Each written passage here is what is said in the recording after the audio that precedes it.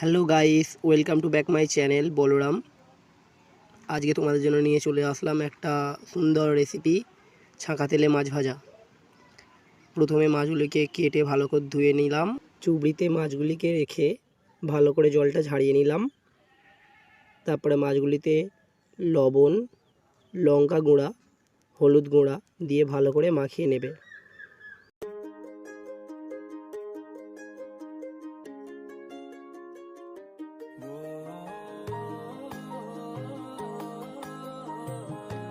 ওভেনটা জ্বাললাম এবং ওভেনের ওপরে কড়াইটা রাখলাম।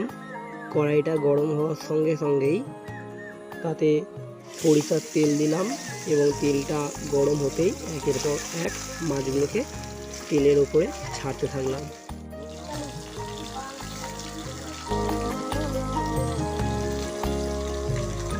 न जाने कैसी बातें हैं जो दिल कह पाए ना, न जाने क्यों ये एक पल दिन तेरे रह पाए ना,